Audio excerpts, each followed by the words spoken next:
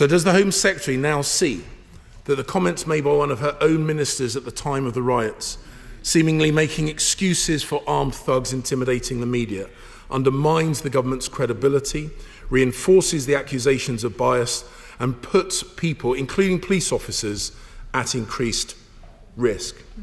And does she now also recognise that the Labour leadership kneeling in the immediate aftermath of the Black Lives Matter disorder, when violent protesters attacked police officers, looks like her party takes some forms of violence less seriously than other forms of violence? And does she accept that any perception whatsoever of treating the same crimes differently based on the race, religion or community of the perpetrators increases tension rather than reduces it?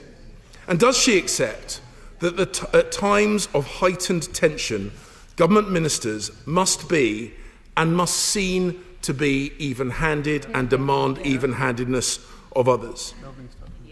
But I have to say to him finally, this issue about he is playing all these games, undermining the credibility of the police, trying to blame the Prime Minister for something that happened 4 years ago. He's somehow responsible for the violent disorder on our streets this summer, and also undermining the credibility of police officers who take an oath. Each individual officer takes an oath to operate without fear or favour. And I would just remind him, his predecessor, the previous Home Secretary, was the one who first tried to undermine and attack the credibility of the police in the run-up to Armistice Day, and that is why we then ended up with a bunch of thugs trying to get to the cenotaph to disrupt the service and launching violent attacks on the police. That's the only reason he got the job of Home Secretary in the first place, because everyone condemned his predecessor for her behaviour.